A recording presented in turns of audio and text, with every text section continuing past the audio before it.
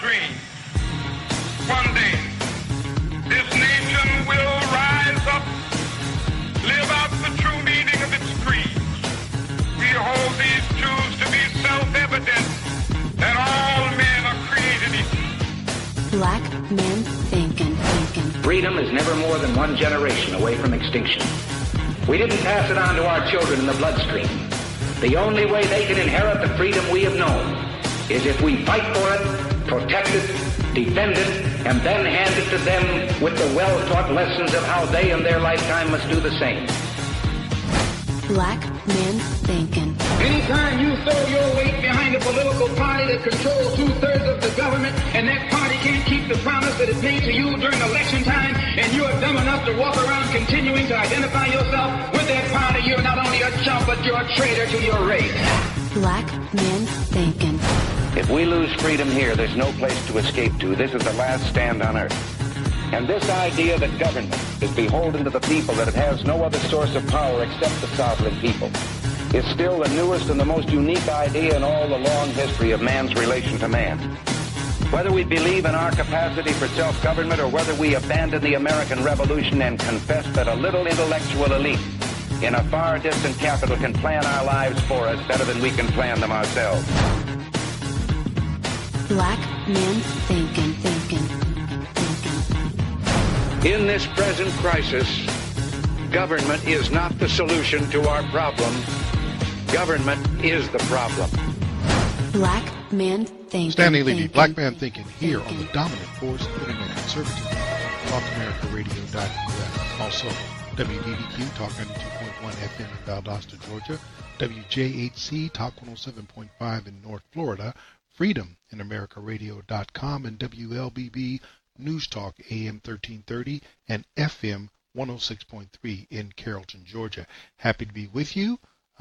Getting back from a trip overseas. I was actually in Israel for about a week. We'll be talking about that in an upcoming show. Let's get right to it, though. The Russia nonsense, the investigation that's been going on since May of 2017, continues to head everywhere but the White House. And now we have indictments that have come out, 13 Russian individuals and 3 Russian entities. This is just fantastic to me because we're going around in circles and none of these circles seem to be forming around Donald Trump. They seem to be going elsewhere. That's just my perspective on this. Here is how CBS News covered this back on Friday, the 16th of February. Hi, everyone. I'm Rena 9, and we want to get to some major developments today in the special counsel's investigation into Russia meddling in the U.S. election. Now, according to court documents, 13 Russian nationals and 3 entities have been indicted for meddling in the 2016 presidential election. All of them face charges of conspiracy to defraud the United States. 3 are charged with conspiracy to commit wire and bank fraud, and 5 are charged with aggravated identity theft. Today, Deputy Attorney General Rod Rosenstein made the announcement from the Justice Department. We're told by the White House the president has also been briefed on the indictments. We're expecting a possible written statement on this later today. CBS News Homeland Security and Justice correspondent Jeff Begayes is in Washington. Jeff, tell me, how exactly were these nationals and these entities trying to influence the election? Well, they were trying to influence the election in part through social media, according to the indictment. This Internet Research Agency, it's based in St. Petersburg, Russia. It is backed by the Kremlin. It might not say that on the incorporation statement, but it is. It's backed by the Kremlin, and there are ties to Putin there. So what investigators are alleging in this indictment is that through this Internet Research Agency, the organization was able to influence events here in the U.S. by using social media to, for example, set up fake protests, in some cases for and against Trump or against other candidates in the 2016 election. So it was that kind of activity that this indictment alleges the Russian operation was trying to carry out during the 2016 election. But, Rena, I want to mention something else. There has been another release by the special counsel's office. And this is an indictment against a man named Richard Pinedo. And this is a name that we haven't heard before. But he is someone who, according to the court papers, and I'm reading these too, these are a lot shorter than the first indictment that we saw earlier today. This is only 4 pages, so this should be a lot easier to read. But what we're told on the first page of this court document, and this is someone who, Pinedo, is someone who was obtaining bank account numbers either by registering his own name or he was using stolen identities. And as I read through this, I suspect that this is going to be the kind of indictment where it's connected to some of the money flows. I have to get deeper into some of the pages, but it just shows you the fact that this is a name that we haven't heard before. How expansive this Russia investigation has gotten and all the tentacles that it's reaching for as the special counsel's office continues to turn up information that leads to other avenues of investigation. So we still have to go through this indictment or this plea deal, it looks like, and as soon as we have more information for you, we'll pass it along. Yeah, and ultimately, Jeff, what would you say, as the special counsel is putting this together, both of these indictments coming out, why now, and is there any way to connect the dots on these two? Are these two separate sort of avenues? Well, there may be a reason why they're releasing these on the same day. Perhaps they want us to connect the dots between this person, Richard Pinedo, and this Internet Research Agency. Was that perhaps the link to the money flows? From the very beginning, investigators have told us that, in this type of probe, you have to follow the money, and that gives you a lot of clues into what's going on, and then you follow those clues, and then that takes you to some of the personalities involved in this. So perhaps they're releasing this on the same day for a reason. We'll have to see as we go through these documents to see if we can make that connection between the Internet Research Agency in St. Petersburg, Russia, to this person, Richard Pinedo. Mm-hmm. Jeff Begay is reporting for us from Washington. Jeff, thank you for your analysis. That tortured bit of trying to figure it out as you go from CBS News points up what we keep finding out about this investigation. We don't have anything. But we're going to throw something out there. We're going to throw something up against the wall to keep you interested. Not that it's going to stick, because remember, we already have indictments and plea agreements, as a matter of fact, against some guy named Papadopoulos, who never even spoke to the president, and General Mike Flynn, who didn't plead to any type of conspiracy. He just said, okay, I believe you when you say that I technically lied to the FBI. And that is it. Oh, there's also, there's one other guy, but we'll talk about him in a minute. Now, you could go through this whole torture thing that CBS News did, but here's something that they left out, which came direct from Deputy Attorney General Rosenstein when he briefed the press on the indictments. Now, there is no allegation in this indictment that any American was a knowing participant in this illegal activity. There is no allegation in the indictment that the charged conduct altered the outcome of the 2016 election. I want to caution you that everyone charged with a crime is presumed innocent unless and until proven guilty in court. At trial, prosecutors must introduce credible evidence that is sufficient to prove each defendant guilty beyond any reasonable doubt to a unanimous jury. The special counsel's investigation is ongoing. There will be no comments from the special counsel at this time. This indictment serves as a reminder that people are not always who they appear to be on the internet. The indictment alleges that the Russian conspirators want to promote discord in the United States and undermine public confidence in democracy. We must not allow them to succeed. The Department of Justice will continue to work cooperatively with other law enforcement and intelligence agencies and with the Congress to defend our nation against similar current and future efforts. Let me bring something to your attention. They said this started back in 2014, and no Americans were wittingly involved in any illegal activity, and there is no impact on the election. Please explain to me why this is still ongoing. This investigation is ongoing. It's been since May of last year, preceded by a bunch of rumors that had nowhere to go. And Van Jones is famously caught in a video standing out someplace telling somebody it's a nothing burger. And it continues to be a nothing burger, but we're still talking about it. We're talking about it because the Democrats lost. We're talking about it because they weren't expecting to lose. It is some way to try to make them still seem like a credible political organization. Because if they have to acknowledge that their candidates sucked, that their message was lacking, that all these things, that their 8-year prior losing streak, all under Obama, led them to being an almost third world, third wing, out in the margin political party, then what the heck do they have to offer the American people? Not surprisingly, Donald Trump had his own spin on this. The White House response looked like this. We're going to stay in Washington and go to Chip Reid now at the White House. Chip, what was there was White House reaction today to all of this. What was it? Well, Jeff, the president is treating this as vindication of what he's been saying all along. So first, let's take a listen back at what he has been saying about the Russia investigation. They've had this phony cloud over this administration, over our government. The entire thing has been a witch hunt. Everybody knows it. That was a Democrat hoax. It was an excuse for losing the election. And in a tweet today, the president said, quote, Russia started their anti-U.S. campaign in 2014, long before I announced that I would run for president. The results of the election were not impacted. The Trump campaign did nothing wrong, no collusion. And in a statement from Press Secretary Sarah Sanders today, the president said, it's time we stop the outlandish partisan attacks, wild and false allegations, and far-fetched theories. But, Jeff, keep in mind, this is still relatively early in the Russia investigation. Relatively early in the Russia investigation? Are you serious? Let's recap. 2014, the only person running for president in 2014 was Hillary Clinton. Nobody else. It was, and so, well, she had to not. No, but everybody knew she was running. She was the only person running.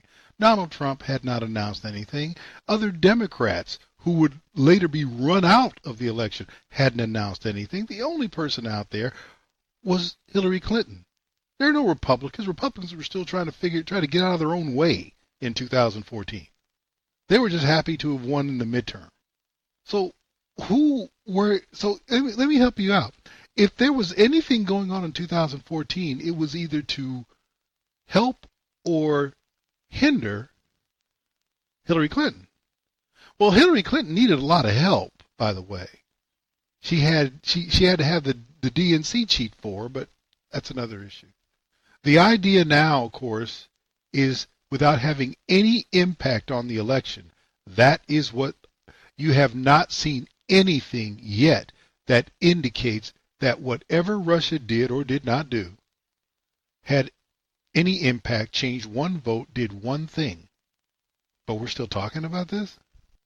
After more than a year of speculation and more than, 9 months of going back and forth with a special prosecutor, you still have nothing. No, we don't have nothing. We have indictments. Really? You have indictments against a guy for a process crime, nothing to do with any conspiracy, and these indictments against the Russians basically tell you that whatever they indicted Papadopoulos for had nothing to do with collusion with the Russians. Otherwise, how is he not indicted with them? He had to deal with somebody. You got Flynn. Flynn was not indicted for collusion. He was indicted for lying to the FBI about meetings. Are you serious? He got nothing. And then, of course, the big thing that was, it was huge for a while. They got Manafort. Manafort left the campaign. He was the campaign manager. He used to work for Russia. We got him. We got him. How come everybody went quiet on Paul Manafort? Why is that? And how many of you remember this story from back in January, that Paul Manafort has gotten fed up with this, and he's decided to stop being prey and become predator? Breaking late today in the Russia investigation, President Trump's former campaign chairman, Paul Manafort, under indictment for money laundering and other charges, now filing suit against Robert Mueller and others. So let's get right to ABC senior justice correspondent Pierre Thomas tonight. Pierre? David, the Manafort team wants the indictments against him thrown out and is claiming Deputy Attorney General Rod Rosenstein exceeded his power when he let the Russia investigation expand into Manafort's businesses. Manafort's lawyers are slamming the probe, saying it goes way too far, allowing special counsel Bob Mueller carte blanche to investigate anything he stumbles across. Mueller's lawsuit claims has been unmoored, investigating overseas business dealings that go back a decade before Trump ran for president. But tonight, a Justice Department spokesman is dismissing Manafort's claims, saying the lawsuit is frivolous. David? Pierre Thomas, live in Washington. Thank you, Pierre. You're investigating things from more than a decade ago before. Please explain to me how you collude in an election in 2016 with business dealings that go back into the 2000s. How does that happen? Well, they were setting something up. Okay, and then again, you come out on Friday of the 16th of February and say, I got 13 folks and 3 entities in Russia, and they did all this stuff, but none of it affected the election. And no Americans were involved wittingly with any wrongdoing. Please explain to me what the heck you're supposed to be saying about Paul Manafort. And he's suing. Oh, by the way, there's that guy, Mike Flynn, the one that you guys knew you had. Well, the Washington Examiner ran a piece back on the 15th of February, an unusual turn in the Michael Flynn case. It was written by Byron York. Observers are buzzing about a series of events in the last 60 days in the case of Michael Flynn. Now remember, Michael Flynn's already entered a plea deal. This is the Trump National Security Advisor who back on the 1st of December pleaded guilty to 1 count of lying to the FBI in the Trump-Russia investigation. The new developments might add up to very little, or they might be significant. In any event, they're raising eyebrows. First, there is mystery surrounding the removal of Judge Randolph Contreras from the case. Just days after accepting Flynn's guilty plea, Contreras was taken off the case by the U.S. District Court for the District of Columbia, and no reason was given. More interesting is his replacement, Judge Emmett Sullivan. Sullivan is well known in legal circles for having been the judge in the case of Ted Stevens, a Republican senator for Alaska, who was prosecuted for corruption by the George W. Bush Justice Department. Stevens was convicted in October 2008, causing him to lose his bid for re-election the next month. But it later came to light that the Justice Department had improperly withheld exculpatory evidence. For everybody who keeps trying to tell me how wonderful George W. Bush was, that was his Justice Department that withheld evidence that got another. As a result, you ended up with a Republican being convicted and losing his opportunity to stay in the Senate. And afterward, in 2009, it was Eric Holder, Obama's Attorney General, who looked at the whole thing and dropped the case against Stevens. Now, what Flynn watchers are noting is that when all that happened back in 2009, Sullivan ripped into the Stevens prosecutors with an anger rarely seen on the bench. Sullivan was furious that the federal government had repeatedly withheld evidence from the Stevens defense and has been known ever since as a judge who was a stickler for making sure defendants are allowed access to all the evidence they are entitled to. On December 12th, just a few days on the Flynn case, Sullivan, acting on his own, ordered the Office of Special Counsel Robert Mueller to produce to Flynn in a timely manner, including during plea negotiations, any evidence in its possession that is favorable to the defendant and material either to the defendant's guilt or punishment. Sullivan also ordered Mueller to produce all discoverable evidence in a readily usable form. And he declared that if the government has identified any information which is favorable to the defendant, but which the government believes not to be material, the government shall submit such information to the court for review. In other words, Sullivan declared that he, not Mueller, would be the judge of what evidence should be produced. Here's what we're implying. What happens if you lose the plea deal? What happens if this judge comes in and finds out that the Justice Department is doing the same thing to Michael Flynn that they did to Ted Stevens back in 2008. And then this plea deal gets overturned. So you have Manafort suing. You have Flynn looking at the possibility that his case may take a totally different turn. And you have Papadopoulos, who never talked to the president. And I have 13 Russians who the Justice Department says had no Americans helping them commit any wrongdoing in a meddling case that did not affect the election. Are you catching all this? You catching all this?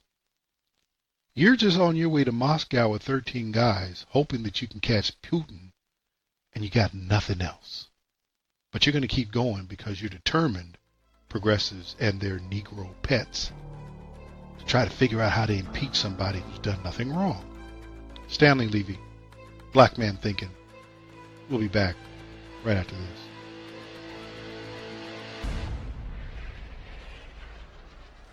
Stanley Levy, Black Man Thinking, here on the dominant force of internet conservatism, TalkAmericaRadio.us. Also WDDQ, Talk 2.1 FM in Valdosta, Georgia.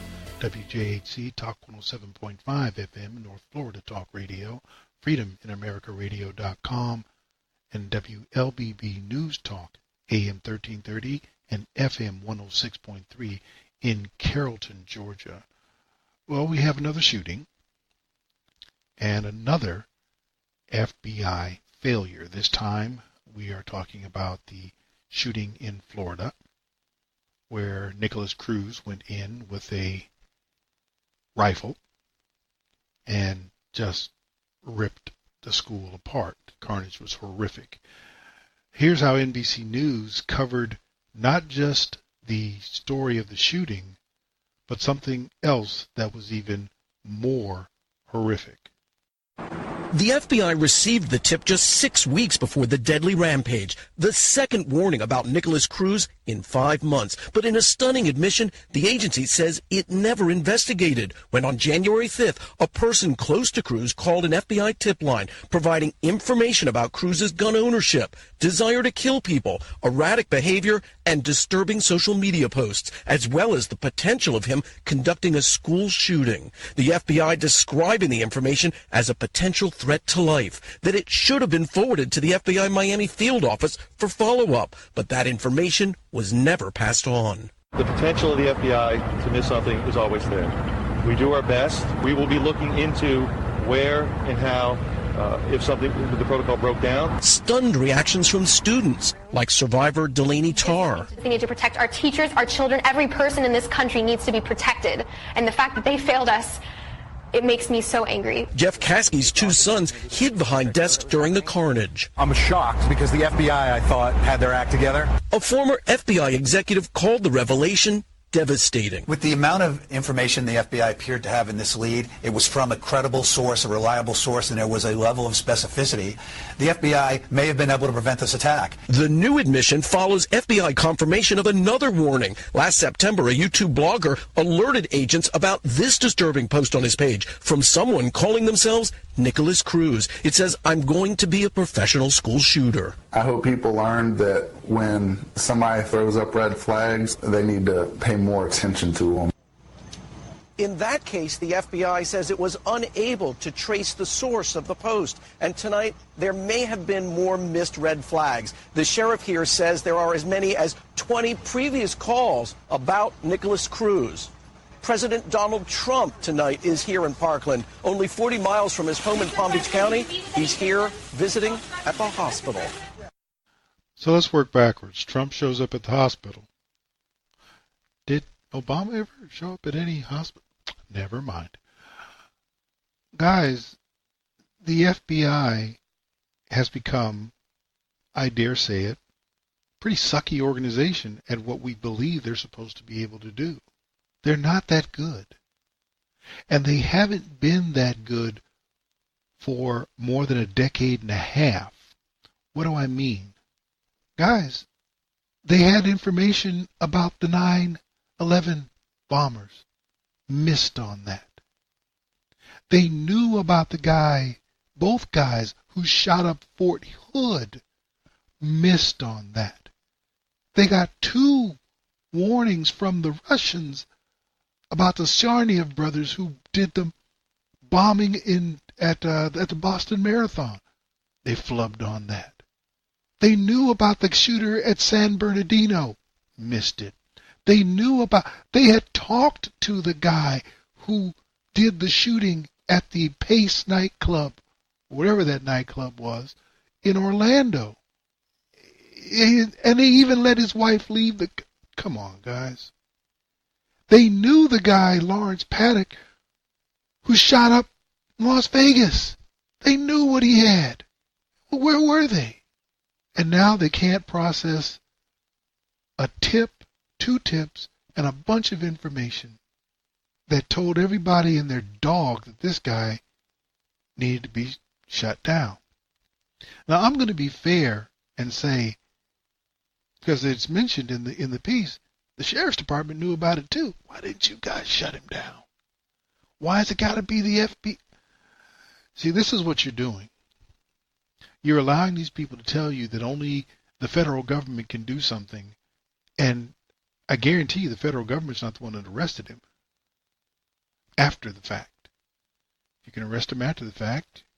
With all the evidence they had, you could have arrested him before the fact. Why are you trying to wait for the FBI to do anything? Totally different story. However, also you get this thing where you have to understand where the government is coming from. The government will never take responsibility for failure. I know what you heard in that piece, but that wasn't an admission of failure as much as it was a cry for patience. We're doing the best we can. Don't take our responsibilities away because we're doing the best we can. Now, the former National Intelligence Director or National Director of Intelligence Clapper showed up on CNN. I don't know what the heck he's doing in this, but he showed up on CNN on Friday, the 16th, talking about this issue and said some pretty interesting things.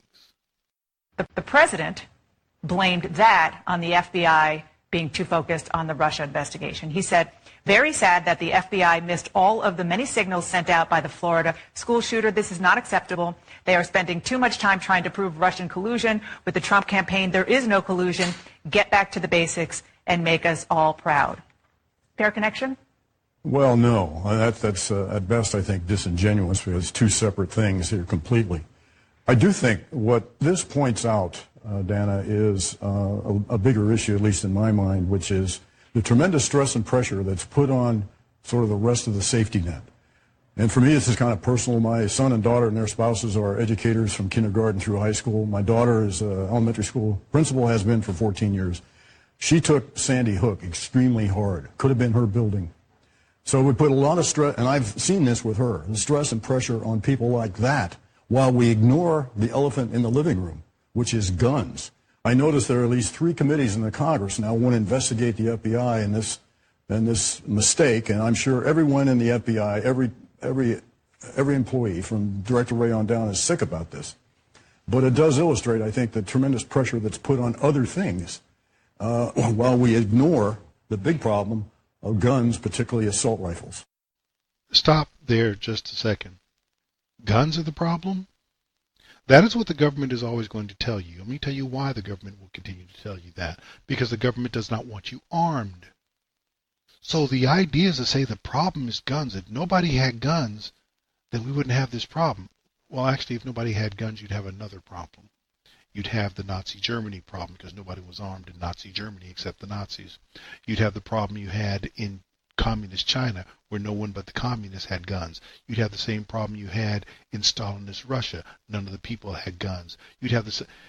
It goes on and on. Central governments will never like the idea of their people being armed because an armed people is not one that you can control. Now, about this whole issue about guns, back in 2017 in Spokane County, Washington, there was another school shooting. And the sheriff of Spokane County, a gentleman named Ozzy Knizovich, I believe that's how you pronounce his name, was speaking with the media as a 15-year-old shooter, and he had some very straightforward comments about what was going on regarding school shootings? All depends on the 15-year-old.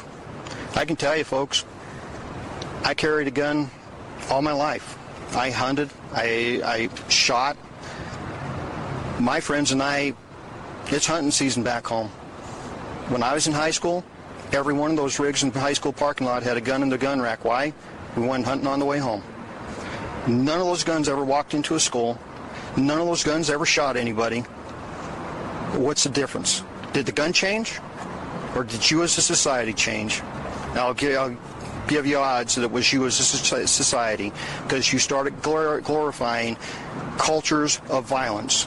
You glorified the gang culture. You glorified games that actually give you points for raping and killing people. Gun didn't change. We changed. But is it illegal for a father to provide the code to a gun safe to a 15-year-old? It's up to the father. There's no law in respect to that. Can you elaborate on your statements yesterday about the bullying situation? Mitch, I'm really trying to narrow that one down. We're getting some conflicting information on that. The more social media stuff we dig into, this looks more like this kid got enamored by the school shooting culture. So it's possible he wasn't bullied by... We're still digging into that. But the more information we find, and you can find this, folks, all on the internet. You're as good as we are, if not better, pulling that stuff down. You know what you're starting to see. So maybe... You know what you're starting to see. You should know what you are seeing. I grew up with folks who in high school had gun racks in the back of their truck. Same thing. Never saw that gun enter the school. Society has changed. Society has become immoral. That's the problem. And now you can go back and now we say, well, we can't have the mentally ill have guns. And I think about that, and of course Donald Trump recently signed, or not that recently, I can't remember, he signed legislation that removed a restriction that was put in place by the Obama administration for people who were being serviced by Social Security or some other government health situation, where because people could have their access or their right to keep and bear arms restricted because they had problems with their finances or something else that you would not have known if they had not been accessing mental health care from the government. Let me help you out with something, because I know a lot of people have this problem. Should the mentally ill have a gun? Not the right question. Should law-abiding citizens have a right to a gun? I don't care about your mental state. Because most of the people who shoot folks are not crazy. The majority of people who commit murder are not crazy, whether they use a gun or something else. So being quote-unquote mentally ill is not the right criteria. The question is this: are you willing to obey the law? If you're willing to do that, then you have a God-given right that the Constitution is to guarantee and secure, not provide, that you, if you wish, can keep and bear arms. Well, you know these crazy people? No, I don't know. Because unless you're going to go up there and start locking up everybody in St. Louis, everybody in Baltimore, everybody in Detroit, everybody in Milwaukee, you're going to start locking up all these people in Birmingham and Baltimore. What are you going to do? Because are you going to try to call them all crazy? You're better off with somebody that you think is mentally ill having a gun who's never broken the law. Get it through your head. A God-given right is not something for you to determine that someone else should have because you're not comfortable with them. That's not called liberty. Liberty is not determined by popular ballot. I don't think certain people should have a gun. It's not your business if it's their right. But the FBI has failed. The reason they failed is because the culture has changed and you have now overwhelmed the FBI and they can't function. And guess what? They have no intention to function. You gave them power. You gave them the Department of Homeland Security to help coordinate. That hasn't stopped anything. You gave them the Patriot Act to give them, increased investigative powers. That didn't stop anything. All you've done is concentrate more power in the government, and you become less safe, and now you're crying for gun control. Gun control is not the answer.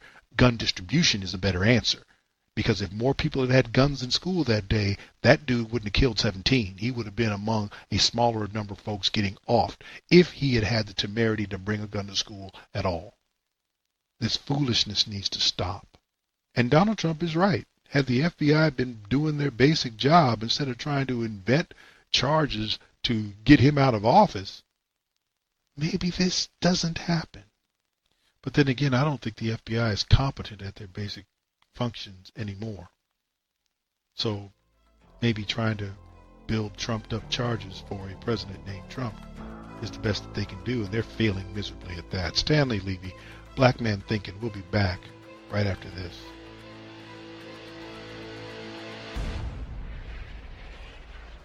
Stanley Levy, Black Man Thinking, here on the dominant force of Internet Conservatism, talkradio.us, also WDBQ, Talk 92.1 FM in Valdosta, Georgia, WJHC, Talk 107.5 North Florida Talk Radio, Freedom in AmericaRadio.com, and WLBB News Talk AM 1330, and FM 106.3 in Carrollton, Georgia. Let me continue on with the FBI and gun control and their failures, and I'm going to take the FBI and their failures out of the equation and focus on the mental health foolishness regarding trying to restrict guns from people who are law-abiding. Let me make this clear. If you want to have safety in society, you're not interested in liberty. The United States was not founded to keep anyone safe. It was to allow them to have liberty. By definition, liberty means I do what is, in my view, in my best interest, without regard to how others may feel about it. There is a famous quote attributed to Ben Franklin that contrasts liberty and democracy, which goes, democracy is two wolves and a lamb voting on what to have for lunch. Liberty is a well-armed lamb protesting that vote. So each time I come across some well-meaning soul who is confident that they know who should own a gun, I simply point them to not only that quote, but I point them to the pertinent passage from the Second Amendment, which reads, "The right of the people to keep and to bear arms shall not be infringed." When you read that in English, it brings two thoughts to mind. The right to keep and bear arms is not created by the Constitution. It's acknowledged by the Constitution. The right to keep and bear arms shall not be infringed. Nowhere in the Constitution does it say that this document gives you the right to keep and bear arms. And when you read this along with the Declaration of Independence, you understand that all men are created equal and endowed by their Creator with certain unalienable rights. Rights do not come from government. The purpose of government is to secure the rights that are given by God. God knows who's going to be mentally ill. God knows who's going to have one struggle or another. But the idea that now, because you don't like the situation that someone is dealing with, or it makes you uncomfortable, they should relinquish the same God-given right that you have because you believe you're more capable? I don't think so. The second thought is, unless it is determined that someone is either not among the people of the United States or unless you determine that someone has acted illegally, I'm not exactly sure that either the government or the people have any constitutional standing to interfere with that person's right to keep and to bear arms. I don't see it, because one man's liberty is not intended to make another man comfortable.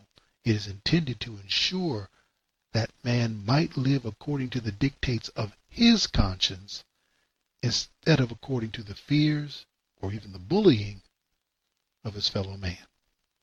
With that in mind, there is a penchant in the media whenever you have a mass shooting and the shooter is not a Muslim, because Muslims aren't crazy when they shoot people. They're really just following certain parts of the Quran. When we're not talking about blacks in America, who are the most prolific murderers in the country, we tend not to think that they're crazy. We just think that they're violent. I'm not saying that's one way or the other. That's just the impression. But then we come to whites. Now, Nicholas Cruz, despite the Hispanic surname, he was adopted. He looks like a rather smallish white kid. And what we're going to say is that he's crazy now. And that will probably be the defense that they try to mount for him. Toward that end, to push the gun control agenda, the media is seizing on something that was done by Donald Trump, which was to get rid of a regulation that was put in place by the Obama administration aimed at keeping guns out of the hands of some severely mentally ill people. But here's the description of the rule that CNN itself published in a story that came out last year. The regulation, remember this is not a law, by the way, the regulation finalized in December under Obama's tenure required the Social Security Administration to disclose information quarterly, on a quarterly basis, to the National Gun Background Check System about certain people with mental illness. While the list of eligible mental disorders is long, ranging from anxiety to eating disorders to schizophrenia, those who would have been reported by the agency had to meet two main criteria. They were receiving full disability benefits because of a mental illness and couldn't work, and B, they were unable to manage their own benefits, thus needing the help of a third party to do so. That was the criteria, because then what the government was going to do without due process was infringe upon your right to own a gun. You hadn't broken the law. You may not have ever broken the law. But because someone else was afraid, and this affected quite a few veterans, by the way, people who had gone into war, had no criminal background necessarily before they went into combat, had not committed a crime since they'd been back. But because of injury or what have you, found themselves on full disability. And now you're going to tell these people that you can't have a gun because we don't trust you. And, oh, by the way, there's not much you can do about it. Donald Trump said no to that. And he was right to say no to that. The problem is progressives have already poisoned the minds of many people to believe that they, not God, should say who among them have the option to arm themselves. That's an indication that the republic that the founders delivered to us has been weakened in favor of a democracy that they took pains to avoid imposing upon us. Well, you're trying to say you don't have a problem with crazy people having guns. There are a whole lot of people who would not qualify as crazy who should not have a gun. And here's my question. Just because you think someone is mentally ill or someone else thinks they're mentally ill, does that mean they do not deserve the right to self-protection? I don't. I think everyone who is law-abiding and a citizen of the United States has a Second Amendment right given by God to keep and to bear arms. If they show that they cannot exercise that right legally or responsibly, then perhaps they should not be allowed to exercise it. But I don't like this minority report idea, well, we don't like the way your mind works, therefore you should not have a gun. No. Demonstrate that they're not going to act legally. At least give me the fact that they've committed a crime, or that someone other than a caretaker thinks that they're dangerous. It's not appropriate. And I know that people are going to disagree. And I don't care. Stanley, Levy, Black Man Thinkin. We'll be back right after this.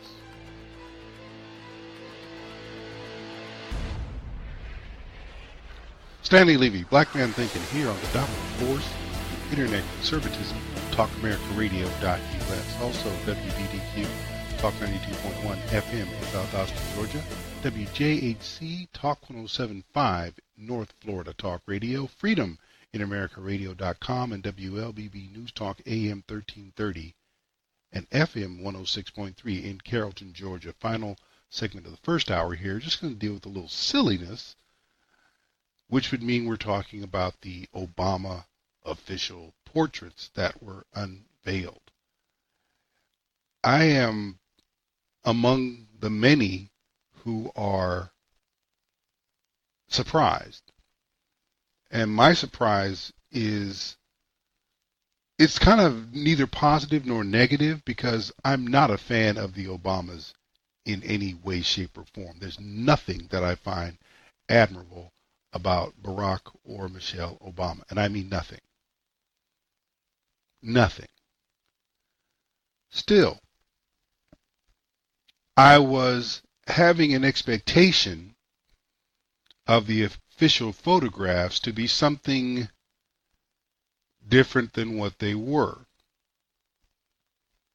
Now, they unveiled these, I believe it was on the 12th of February, so that they would be able to hang in the Smithsonian. And I just want to play this about the reaction of the Obamas to their official portraits. How about that? That's pretty sharp. Amy, I want to thank you for so spectacularly capturing the grace and beauty and intelligence and charm and hotness of the woman that I love. You may have guessed, I don't think there is anybody in my family who has ever had a portrait done, let alone a portrait that will be hanging in the National Gallery, at least as far as I know, Mom. I'm also thinking about all of the young people, particularly girls and girls of color, who in years ahead will come to this place and they will look up and they will see an image of someone who looks like them hanging on the wall of this great American institution. In my small way, that's part of what I believe politics should be about, is not simply celebrating the high and the mighty and expecting that the country unfolds from the top down, but rather that it comes from the bottom up. His initial impulse maybe in the work was to also elevate me and put me in these settings with partridges and scepters and thrones and chiffon-robes and mounting me on horses. And I had to explain that I've got enough political problems without you making me look like Napoleon. We've got to bring it down just a touch. Now, yesterday was the unveiling of the portrait. So you have that reaction. Let's be clear about something. If you look at the picture of Obama, and I'm trying to be as objective and balanced as possible, and I say again at the outset, I find nothing admirable about the man at all. But trying to be objective, you see Obama sitting in a chair, sitting on the edge of the chair, forward, leaning forward, arms folded, resting on his elbows, resting on his legs, hands resting on his leg, and I believe his left hand is resting on his right forearm. He has a relatively serious gaze. I don't think there's anything wrong with that. Actually, the picture of the president sitting in the chair, that part of the portrait, is what you would expect from an official portrait of a former president. It is the background that is strange.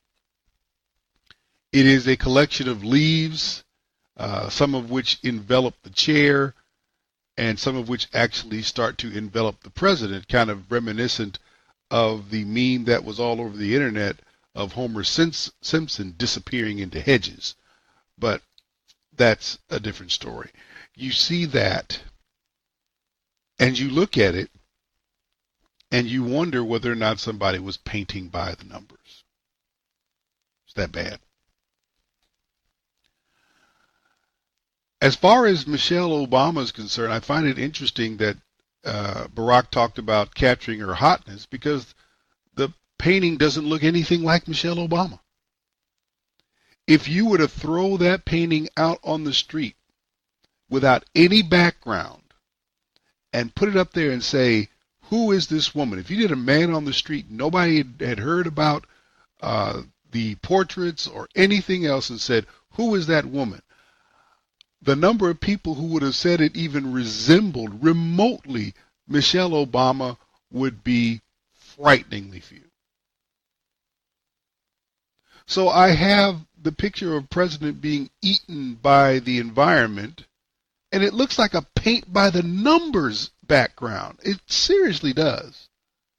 It looks like somebody took a reasonably good photo or a portrait of a man sitting in a chair looking serious and having some gravitas about him, and then basically put it in a paint by the numbers background. And again, Michelle Obama doesn't look anything like Michelle Obama. I don't know who that woman is, but it ain't Michelle Obama. It's a picture of a dress. I think it's fitting that there is something extremely curious and out of place about the Obama official photographs, because I think that represents who they are as people in the history of the United States. That's all I'm going to say about that. I'm going to turn this over to my good friend Ron Edwards, and after that we'll be back with hour 2 of Black Man Thinking. Sponsored by the Tri-County Liberty Coalition. If the Russians should not be allowed to interfere in our elections, then why, oh why, do the leftists have no problem with illegal border crossers voting in American elections? Hello, I'm Ron Edwards. On today's page from the Edwards Notebook, as Robert can't find a real collusion, Mueller continues in vain to try and find non-existing evidence linking President Trump and the Russians in an effort to influence the presidential elections. I find it ironic that political leftists like Nancy Pelosi, who stood for 8 hours speaking on behalf of illegal border crossers, and California Governor Jerry Moonbeam Brown, who, like Pelosi, considers the rights of illegal border crossers and dreamers to be more important and above the rights of U.S.-born sovereign citizens like you and I, and don't have a problem with illegal border crossers voting in American elections.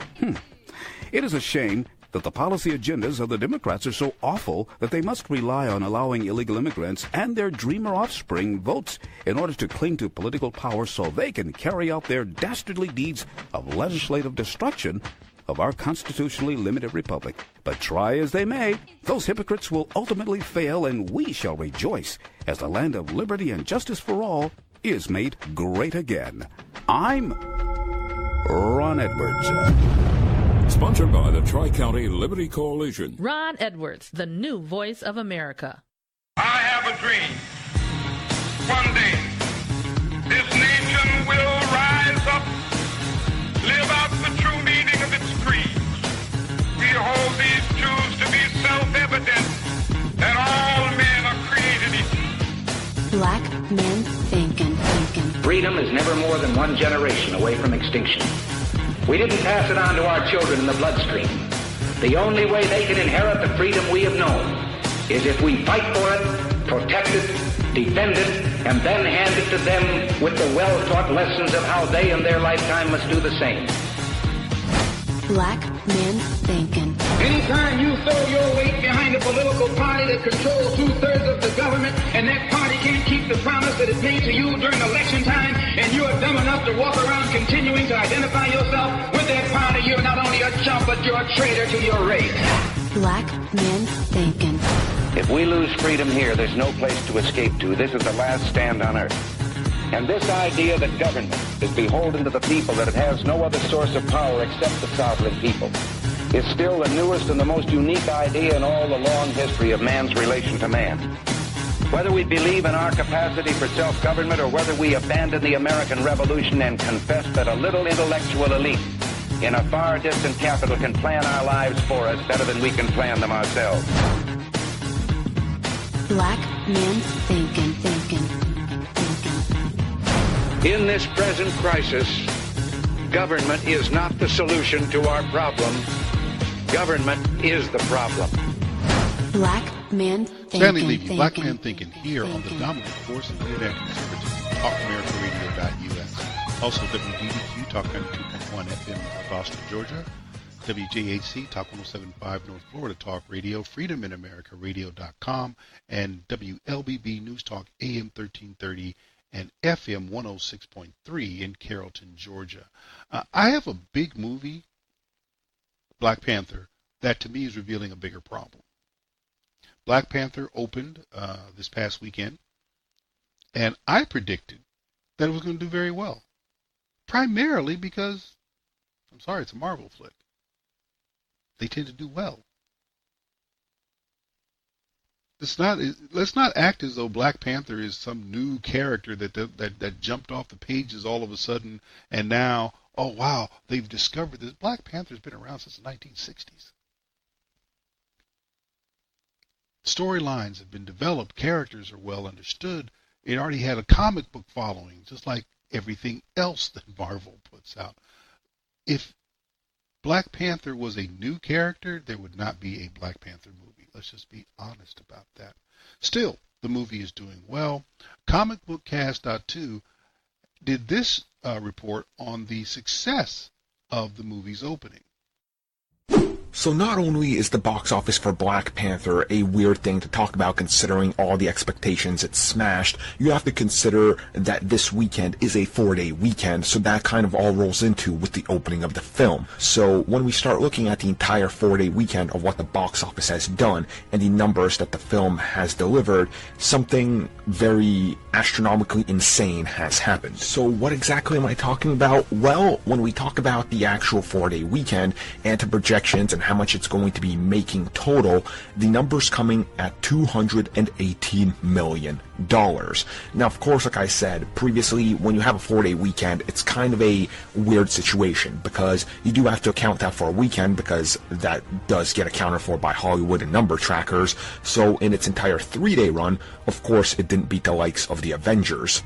But when you do the 4-day run, considering that's considered a weekend this weekend, you see that Black Panther has actually blown past that by a good 10 million plus, which now makes Black Panther officially the biggest comic book opening of all time. And that's not even the end of everything. 33 different AMC theaters have said it's their highest grossing film of all time. And, speculation still runs rampant on what the final numbers are going to close as when you start looking at what the film actually did in its entire run officially, because, it takes a little bit of time to calculate everything, so they should settle in a matter of days, I would say, sometimes faster, sometimes a little bit longer, depending on what's happening. But Black Panther definitely seems to be delivering on all fronts to all fans, and it's going to be an interesting thing to see what the response to this movie is like in the next couple of weeks when you really think about it, because that's where really a movie can stand on its own and kind of establish what it's doing outside of the conventional theater scene where there's a huge drop-off. Now, how big of a drop-off this could take in the next couple of weeks, that's going to be a big, interesting factor. It is going to be a big, interesting factor. It is. I don't know if anybody's going to do anything about it. Here's where things get interesting to me. and where we have the big problem, and that is the black reaction to the film. Black people are looking at this film as though they have been vindicated about something, when it's a fantasy. It means nothing at all. And of course, the sociologists, the progressive sociologists who are always trying to look for a way to include black people by having white people or an established population give black people something as opposed to having black people earn these things on their own, they're going to weigh in and try to say how important this is. Vox did this with their statement about, well, here's why we think it matters. When you picture a superhero, who do you see? Batman? Superman? Spider-Man? The Hulk? Thanks to a growing collection of data, we know that our cultural icons are not consistent with what we look like as a country. This fact extends to virtually every form of mass media in the States. Our best data suggests that the American population is roughly equal in gender, and about 38% are a minority of some sort. Which reveals a simple truth about the latest Marvel superhero film. People are excited about Black Panther because the demand for media that centers minorities is far greater than the available supply. This becomes obvious when you look at a series of studies by UCLA's School of Sociology. Much of what we knew about diversity in Hollywood was anecdotal. So we decided to design a report that would be the gold standard in terms of looking at the bird's eye view of what's happening and tracking that over time. Roughly 1 out of every 10 major films are directed by minorities. A similar percentage cast minorities in their lead roles. And even fewer of these films are written by minorities. This principle applies to nearly every facet of media, including executives and talent agents. You can't underestimate the role of the gatekeepers. If you're not on the roster, you're going to have a hard time breaking in, which of course has created obstacles for people of color and women in particular. Which means that the culture represented on screen is determined by a sample that doesn't accurately represent the population. If you look at pop culture depictions of Africa, you don't ever get to see like this place that's supposed to be like the future. Wakanda is kind of like this almost like rewriting of history of like what life would have been like. It's this amazing fantasy that you never get to see on screen. Black Panther is all about representation. It centers the story on women and people of color, and the representation matters to young people, and they're the future target audience. The minority share of the population was relatively low in 1970. But today, nearly 40% of the U.S. population is in a minority group. And that percentage is only expected to increase. The genre doesn't matter. Audiences want to see people like themselves on the screen. And if you have a good story and the narrative is compelling and you have people of color in it, then diverse audiences are probably going to go and see it.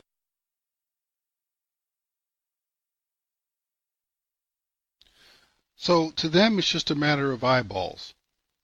We want to get people involved. We want to have it represent. And there's always the lie about representation. What I mean lie about representation, because the only thing that's going to be represented in Hollywood is money.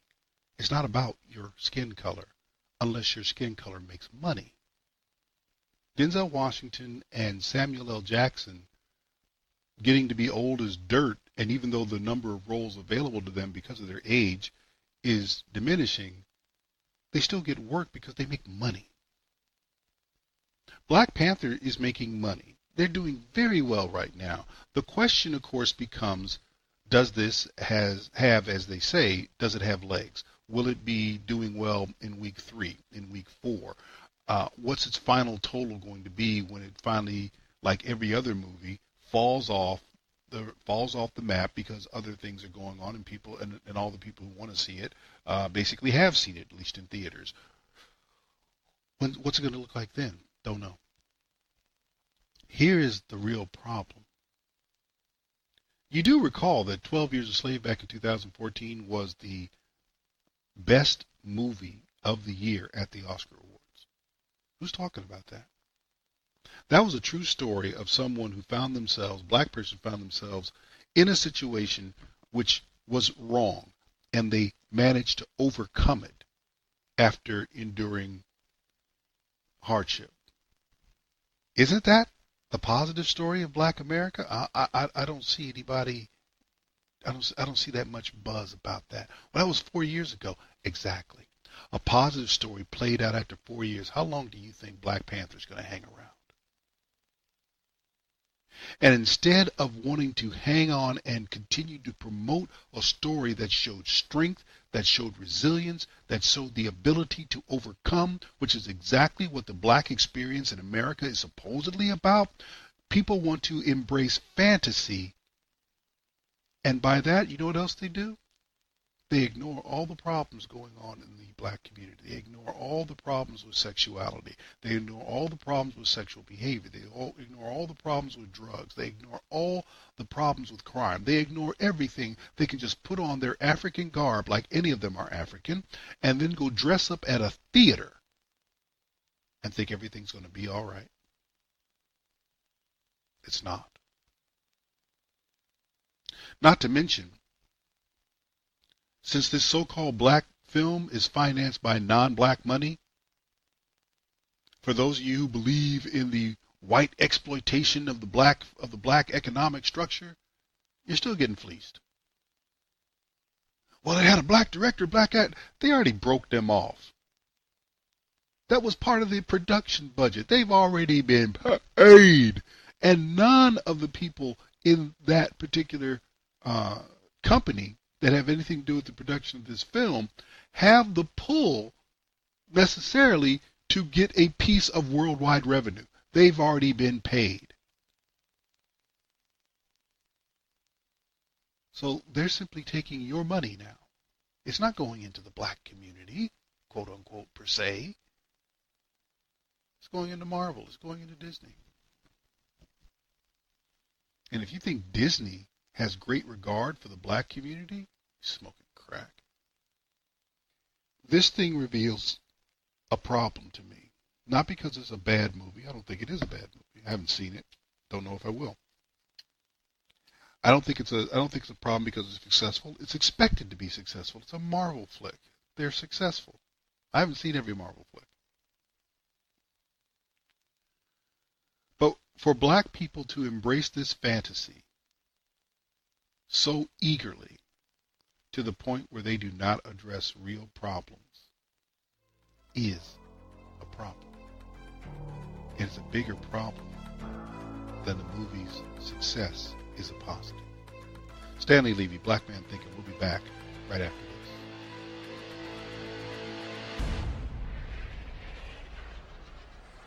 Stanley, Levy, Black Man Thinkin here on the dominant force of Internet Conservatism, TalkAmericaRadio.us. Also WDDQ, Talk 92.1 FM in Valdosta, Georgia. WJHC, Talk 107.5 North Florida Talk Radio, FreedomInAmericaRadio.com, and WLBB News Talk, AM 1330 and FM 106.3 in Carrollton, Georgia. Well, California has now gone out and demonstrated why insurance commissioners are problematic. Here's a story that was filed by CNN on the 11th of February dealing with the process of health insurance companies making approvals for medical care. Now to a CNN exclusive. California is investigating insurance giant Aetna following a stunning admission by one former medical director. The doctor admitting under oath that he never looked at patients' records when deciding whether to approve or deny care. It's leading to questions about Aetna's practices across the country. Here's CNN's senior medical correspondent, Elizabeth Callin. Dr. J. Ken Enuma is a former medical director at Aetna. He says millions of Aetna members likely lived in his Southern California territory. He had the power to say yay or nay to coverage for medical procedures. So how did he make those decisions? Did you ever look at medical records, or basically whenever? No, I did not. Not by looking at medical records. Now the state of California is launching an investigation. If a health insurer is making decisions to deny coverage without a physician actually ever reviewing medical records, that's of significant concern to me as insurance commissioner in California, and potentially a violation of law. Responding to the investigation, an Aetna spokesman told CNN, Aetna medical directors are trained to review all available medical information, including medical records, to make an informed decision, adding that medical directors take their duties and responsibilities as medical professionals incredibly seriously. The acknowledgement by Dr. Enuma is a cornerstone of a lawsuit against Aetna by a young man named Gillen Washington.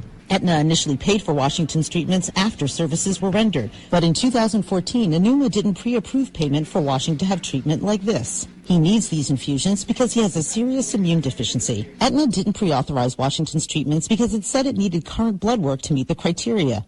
And despite being told more than once by his own doctor that he needed to come in for the blood work, he failed to do so for several months. Without treatment, Washington became sicker and sicker, ending up in the intensive care unit with a collapsed lung. The doctor said I had zero immunity, none. So that's terrifying. When you were in that intensive care unit, did you fear death? Yes, very much so, every day and every night. Now a jury is expected to sort out the facts. Among the questions to consider, can a doctor at an insurance company make decisions about a patient without looking at his medical record? Enuma didn't respond to numerous phone calls from CNN. In a deposition, he said he relied on information from nurses who did read the records and that he followed Aetna's policies appropriately. Aetna says his tenure ended in 2015. Patient advocates have long been concerned that insurance companies don't take the time to thoroughly review patients' medical records before making decisions. Now California's insurance commissioner is asking others to step forward if they feel they've been wronged. I want Aetna to be made to change. Elizabeth Cohen, CNN, Westminster, California. So, can we back up to something here? Because what people want to focus on is that a medical director does not go over every chart, or any chart per se, before making a decision whether to approve or deny coverage for certain medical procedures. But let's look at the thing that we're talking about, the specific case. What was told was that for us to continue this treatment, we need current blood work. So these transfusions had gone on before. You may want to have an idea of how they're working before you continue to do something that could actually do harm if the condition has changed. You could want to know whether or not this is still necessary, and current blood work might indicate that you do not need to continue the transfusions at all.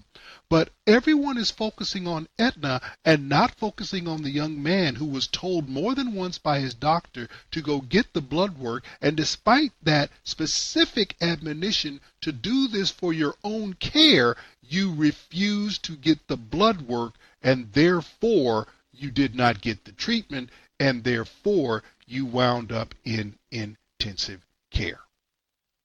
That's the issue. The issue is not whether or not this doctor looked at his chart. The real issue in this case is whether or not this guy, this idiot, did what his doctor asked.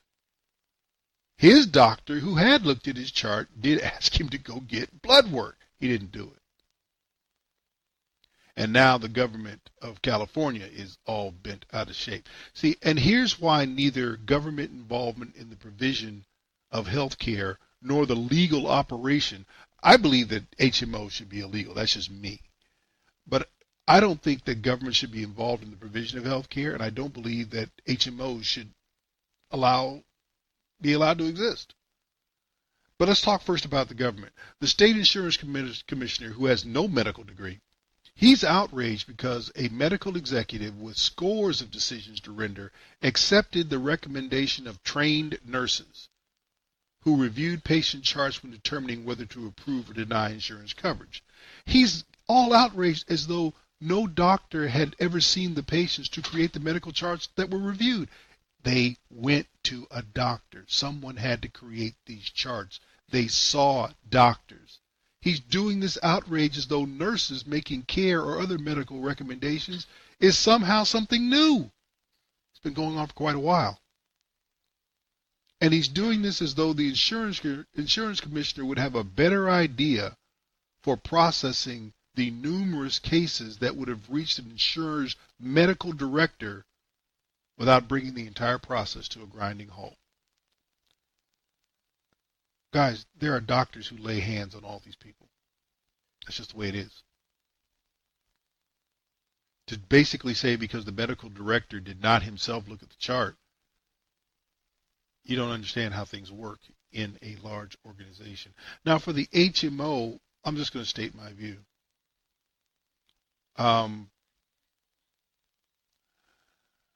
An insurance business model for routine medical care is the most economically anti-patient and inefficient approach imaginable.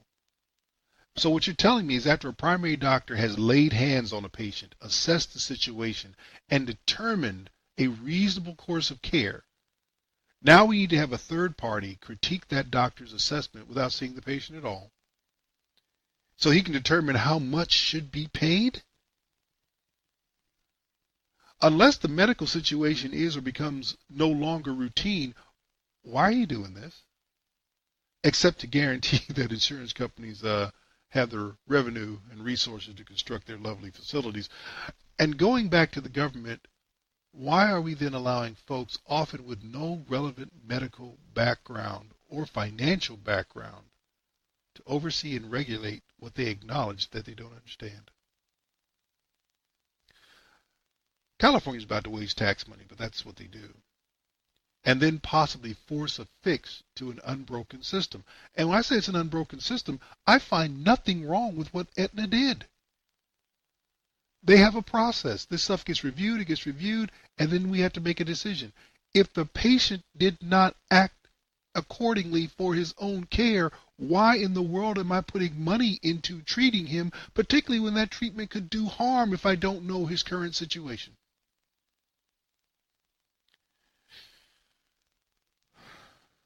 Was this a routine case? Had the patient done what he had been asked to do, it started out and would have remained a routine case. It became a non-routine case because you had a bad patient. This is crazy. I don't need an insurance commissioner for that. I need somebody to smack patients upside the head and say, if you want someone else to pay for your medical care, then follow the advice of medical professionals. Stanley Levy, Black Man Thinkin'. We'll be back right after this.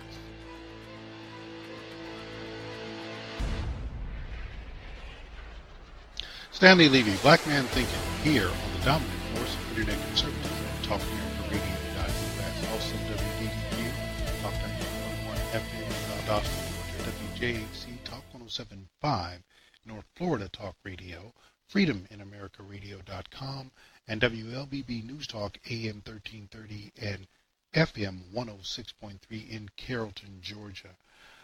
There's been a little bit of dust-up recently concerning budgets, Trump's budget, and what has come out beforehand and a little bit more now is that Donald Trump is going to make changes in what was once known as the food stamp program. Now it's called SNAP, Supplemental Nutrition Assistance Program.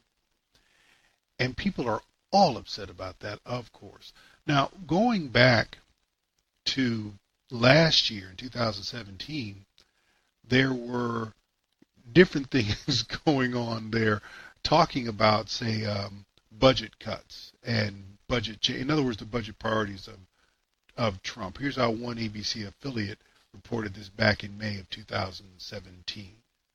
Big budget cuts that could affect your money. We're uncovering new details about President Trump's first major budget proposal that he will debut tomorrow. ABC Action News reporter Lauren St. Germain joins us now in the studio to explain who will likely be affected. Good morning, Lauren. Good morning, guys. And I do want to point out that the White House is closely guarding details until tomorrow, but we are learning some information through sources in Washington. So here's what we know. According to both CNN and Washington Post, there will be massive cuts to Medicaid, $800 billion over the next 10 years. Medicaid is the state federal program that provides health care to low-income Americans. The Congressional Budget Office estimates this would affect 10 million people. Sources also reporting that the White House is expected to make changes to SNAP, which is the modern version of food stamps.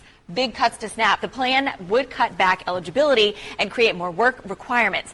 Now, we want to remind you about the president's plan that he talked about back in March. He said there would be a big increase to military and border spending. He also said there would be big cuts to housing, environmental protection, foreign aid, and research and development. As we learn of any new details today, we'll, of course, keep you updated on air and on our ABC Action News mobile app. Reporting in the studio, Lauren St. Germain, ABC Action News.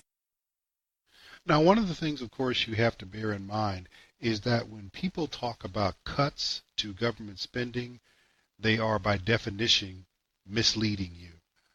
The idea of a cut in Washington is when you do not increase your spending at the rate that you said.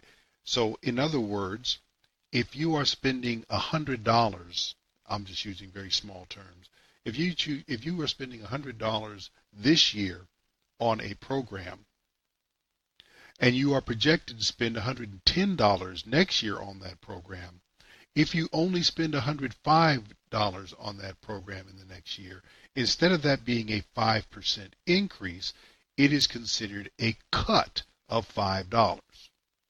That's how things are portrayed. And the news media does everything in their power not to educate the people on the fact that they're being lied to. Medicare is not being cut. The projections of money that has not been taken in, has not been allocated, has not been appropriated by Congress, and for those who have forgotten, no money gets spent by the United States government until it is appropriated by Congress, and Congress makes yearly, sometimes bi-year, 2-year appropriations. About it. So there are no cuts over the next decade in Medicare because there is no money appropriated for the next 10 years in Medicare. There are no cuts to the SNAP program as you per se. If you go look at the Trump budget, you're going to have a hard time finding where any money decreases year by year. I'm not saying there aren't areas, but you're going to be hard pressed to find them, and Medicare is not one of them.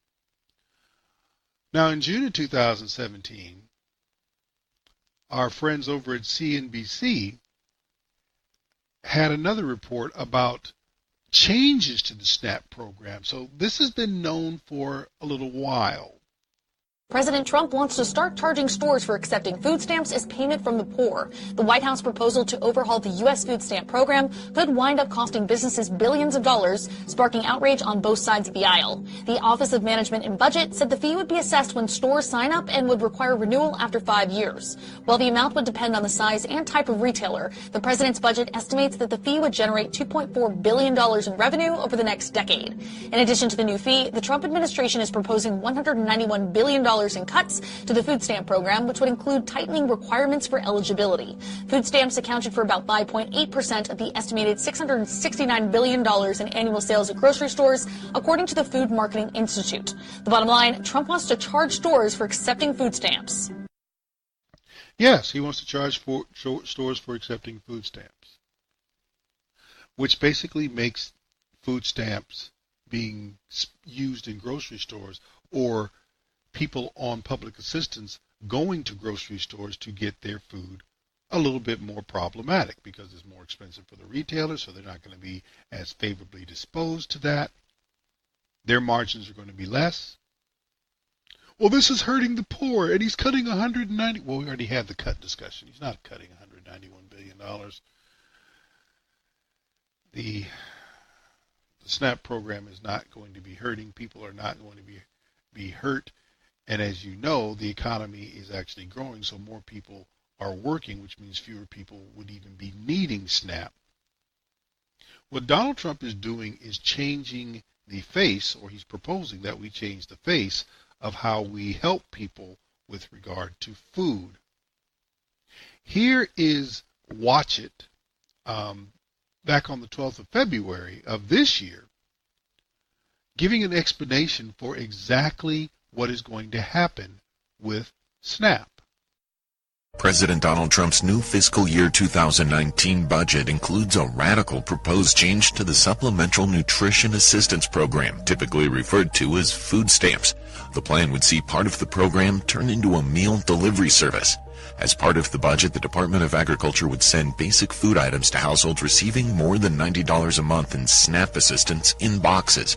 The Department of Agriculture runs the SNAP program. The budget reads that a USDA foods package would include items such as shelf-stable milk, ready-to-eat cereals, pasta, peanut butter, beans, and canned fruit, vegetables, and meat, poultry, or fish.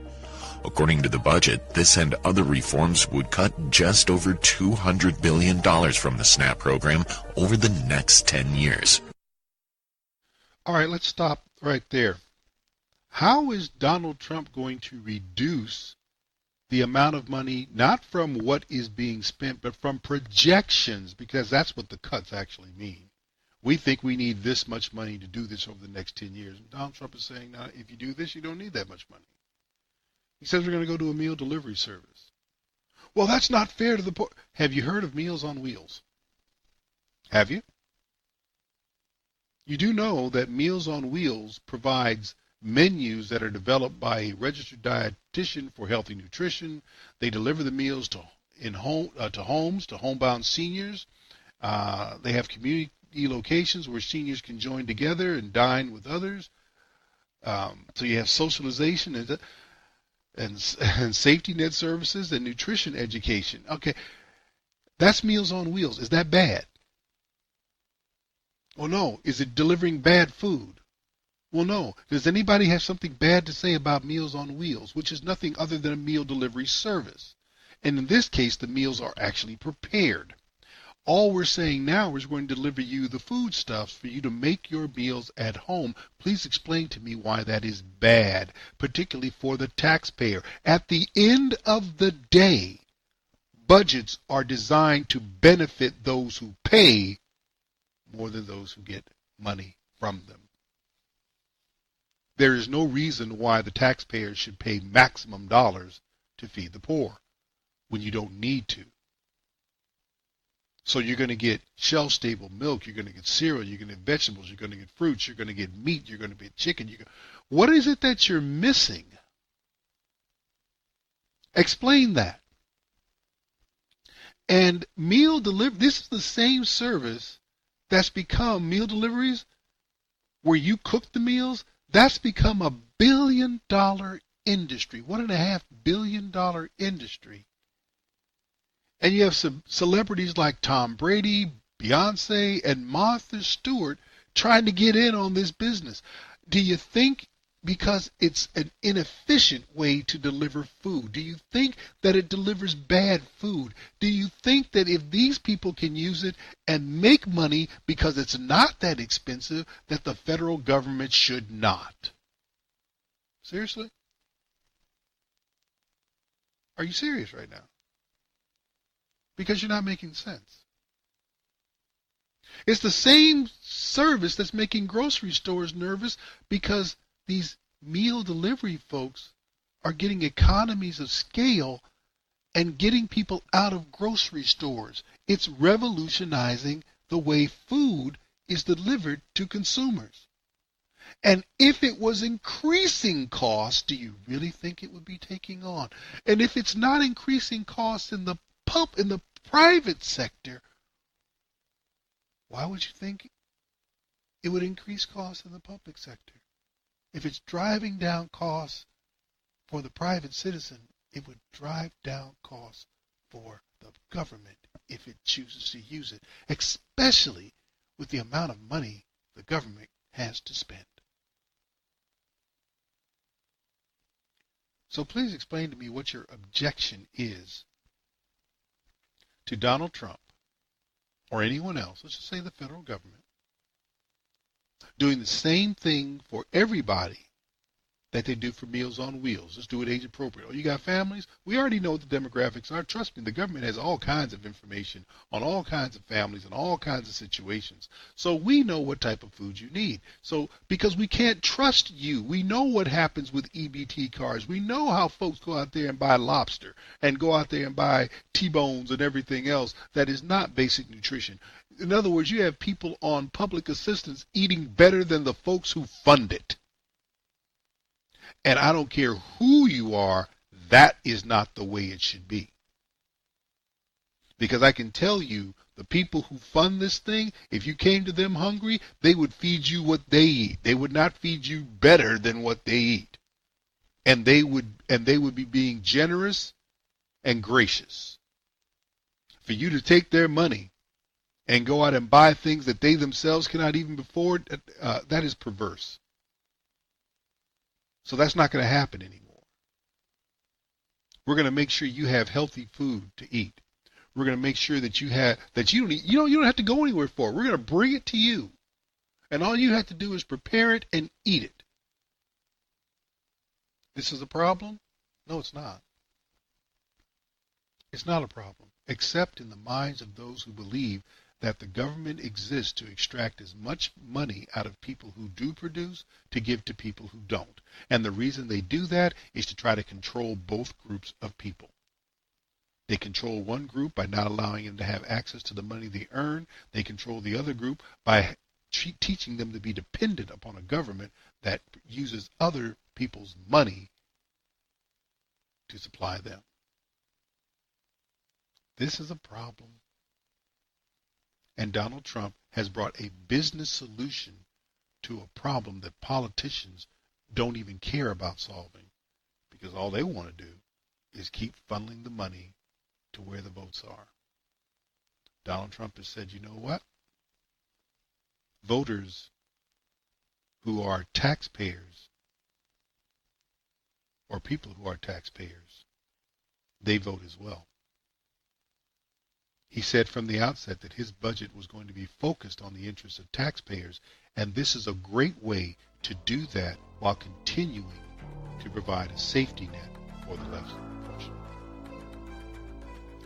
Stanley, Levy, Black Man Thinking. We'll be back right after this.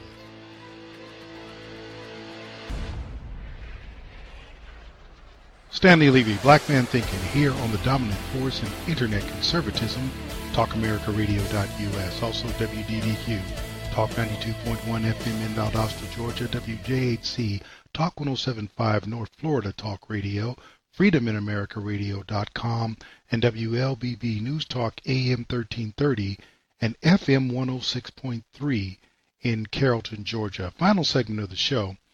And that means it's time to do something that, for whatever reason, the mainstream media doesn't like to do that much of. Stay focused. Talk about things that matter to people. It's the economy, stupid. Has anyone noticed that despite all the things that are going on, we want to talk about gun control, which should not happen in the United States, at least not the way they're talking about it, if at all, despite the discussion of a Russia investigation that seems to be going nowhere fast except to Moscow, the American economy is not doing bad at all. As a matter of fact, the January numbers for jobs came out back on the 31st of January. MarketWatch.com came out and said U.S. adds stronger than expected 234,000 private sector jobs in January. That's in the private sector. Turns out that there were a loss of jobs in the public sector, which is not a bad thing. Excruciatingly tight labor market. Wow. The numbers. Private sector employment was strong for the second straight month in January as employers added 234,000 jobs. Economists had expected an increase of 185,000 private sector jobs.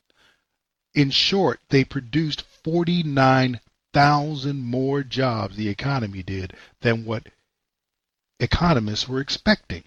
Is that good news? I'd say so. How much did you hear about that? The detail of the report showed that small private sector businesses added 58,000 jobs in January, medium-sized businesses added 91,000, and large businesses added 85,000. So medium-sized businesses added more than everybody. The big picture. Economists use the ADP data to get a feeling for the Labor Department's employment report. It's going to come out later. They think the trend in job growth will slow over time as the labor market has tightened, but that slowdown won't show up yet. Economists polled by MarketWatch expect the government's report to show that non-farm payroll jobs jumped by 185,000 after 148,000 rise in December. Actually turned out to be higher than that. How come you're not hearing about this? Is good news. This is excellent news. But they're not talking about this? Really? The next day after this report came out, to give them some credit, they did put it on the air. They just aren't touting it as much as other things. CNN did talk about the jobs report back on the 2nd of February. Here's how they reported it. All right, we do have some breaking news. The Labor Department releasing the January jobs report. Allison Cossack joins us here with the numbers. Allison. Good morning, and since Chris isn't here, let's get at it. The number of jobs added in January, 200,000, so that's a strong start to 2018 and beats what we saw in December. Unemployment holding steady at 4.1%. That's a 17-year low, and many economists think that that's a level that marks full employment. And many economists have been saying, look, at this point we should be seeing a rise in wages, in what Americans are taking home in their pocketbooks. And that's exactly what they're seeing, because we learned in this report that wage growth jumped from 2.5% to 2.9%. That's a huge jump, and you can attribute that for a couple of reasons. For one, the tax plan. We saw dozens of companies hand out raises and bonuses to their employees in January. We also heard that 18 states across the country raised their minimum wages. So all of that helping to raise that overall wage growth from 2.5 to 2.9%. But at this point, Wall Street not liking this news. This is a situation where good news is bad news, because the way Wall Street interprets this is that this is great news, but it means that the economy is heating up, wages are going up, so we can see more interest rate hikes to try to calm things down. So the worry now, Allison and John, is that we could see interest rates kind of step up, not just be raised once or twice, but maybe the Fed would pick that up a little bit more. Futures right now down significantly, almost 1%. That's 242 points on the Dow for futures. Inflation worries is what that is. But the wage number is very good, something that... Absolutely. Oh, yes, that's great news. But the stock market is confusing. Thank goodness you're here, Allison, to explain it all to us. Thank you for that. Indeed, it is a little bit confusing. But let's make it real clear. The economy is running hot, and that's a good thing. The stock market is responding negatively because it's real simple. As long as the economy, no matter where it's running, was not getting near and holding at full employment, then they had reason to expect that the Federal Reserve would not raise interest rates above the near zero that it's been for the last 8 years. That bothers them. They don't want interest rates to go up. The problem is you can't keep interest rates from going up in a growing economy. It's going to happen. And the sell-off in the stock market has a great deal to do with the fact that people anticipate that interest rates will finally reflect reality. Now, we talk about that like it's a bad thing. I'm not exactly sure why you think that. And again, 200,000 was what the official government jobs report said, but that includes private and public. The private went up 234. You lost 34,000 in the public sector. But they were only expecting to do 185,000 in the official government report. No matter how you slice it, the economy, the Trump economy, is running hot. And that's a good thing for Americans. Now, the other thing that's really bothersome is that as this occurs, you're going to see this thing called a approval rating increase for Donald Trump. You may recall, of course, that we've been talking about Donald Trump having the worst approval ratings in the history of any president, all this other stuff. Yeah, not so much anymore. Not so much anymore. What happened? Newsweek was reporting December 28th of 2017 that despite what was being said by others, Donald Trump's approval rating after 1 year in office matched Barack Obama's. President Donald Trump and his predecessor Barack Obama have at least one thing in common: identical approval and disapproval ratings in one national poll after their first year in office. Rasmussen's report, latest polls showed that Trump had a 46% approval rating compared to a 53% disapproval figure, which were near the same percentages Obama received at the end of 2009. Overall, Rasmussen, which has long found much higher approval rating figures for Trump than any other national poll, showed 29% strongly approved of Trump's work and 44% strongly disapproved. Conservative blogger and Trump proponent Matt Drudge of the Drudge Report first pointed out that Obama and Trump's mirrored ratings as recorded by Rasmussen. What about Obama at the exact same point? 46 up, 53 down. Indeed, Obama polled at 46% approval and 54% disapproval. And only 24% of respondents strongly approved of Obama's work at the time versus the 29% who seemed to like what Trump is doing. This was before people started seeing tax reform benefits or effects in their paycheck. What do you think that might have done to things? Fox Business News brought on Liz Peek of the Fiscal Times to talk about something else that's being hidden by the media when it comes to the economy. And the columnist for the Fiscal Times, Liz Peek, on this growing story about the 130 companies, Liz, plowing the Republican tax cuts back into workers, even for customers, discounts on their energy bills. What do you think? That's a new thing. I just found out about that today, that energy companies are lowering bills for their customers. This is really a powerful nationwide effort to basically celebrate the tax bill, which, as we all know, Democrats have demeaned since even before it was written as something that's only going to benefit the rich. Right now, we have over 1 million middle-class workers who've received raises or bonuses from all kinds of companies. And we talked earlier before this about how Democrats and the liberal media are talking about it's just basically a sort of a scam and it's a public relations effort and so forth. Well, guess what? I spent all day yesterday and today talking to the heads of small businesses who are doing this, car dealerships and companies that produce wine in Napa Valley and all kinds of small companies, specialty manufacturing operations, things like that. Why are they doing it? Because A, they really like their employees typically, and they want them to share in something that is really going to work for them. B, they know it's going to be good for business, Liz. This is the main thing.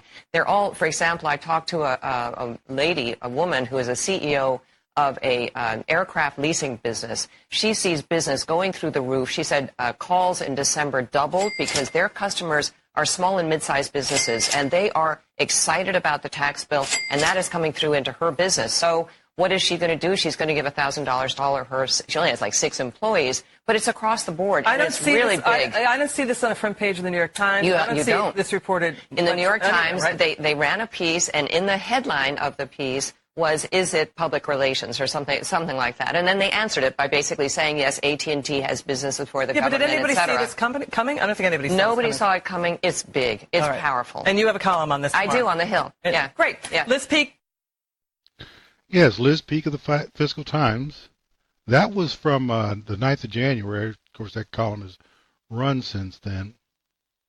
But this is interesting to me. Fox Business also, in running this back on Valentine's Day, tax reform windfall. These companies are hiking pay, delivering bonuses, and it starts a list. Cisco Systems is there.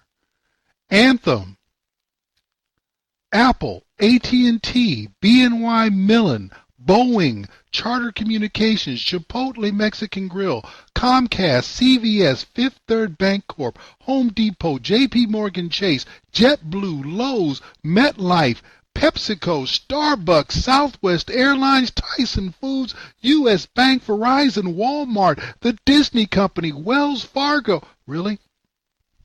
So these are the crumbs that Nancy Pelosi was crying about from companies doing as little as they could. You got to be kidding me. And actually, they have figured out that this is a problem for them. They have finally figured that out. CNN Politics, CNN of all people, published this on the 15th of February. Democrats scramble on taxes as Republicans gain steam. The lead that the Democrats had in the generic poll is really starting to go away, and it's going away because of something they cannot spin. You cannot get much between the eyeballs of a voter and his pay stub. That speaks to him, and people are getting more money in their check. Caught flat-footed by the suddenly increasing popularity of the GOP tax plan, leading Democrats are urging the party's candidates to ignore the day-to-day controversies surrounding President Trump and focus their campaigns on the economy. Remember, folks, the Democrats are responsible for the economy for the last 8 years. Was anybody seeing their checks grow? Remember, 2.9% growth in wages is what you... But these people think they're going to take something back in 2000. They're going to take a butt whipping back with them in 2018. Donald Trump's plans for the economy, whether you like Trump or not, are making Americans better off financially. More people are working and they're making more money. Please explain to me what the Democrats have to offer to middle America, who has been just totally dissed by the Washington establishment and the Democrat Party in particular. What is it that they have to offer to try to bring people back who left that party to vote for Donald Trump because Donald Trump said he was going to bring jobs and money to America, and he's done it? You got nothing. So what are we looking at here? The economy is going crazy. Trump's popularity, because he is delivering on the things that he said he would do, is increasing. Don't believe what these people are saying. Remember, the same people who are telling you that Donald Trump is an unpopular president told you that Hillary was going to win in an electoral landslide. How'd that turn out? It didn't. They're not telling the truth now either. 2018, unless something very bad happens, and you can talk about school shootings. School shootings were going on during Obama. You had more mass shootings during the Obama administration than at any point prior to that in U.S. history. That's not going to be enough.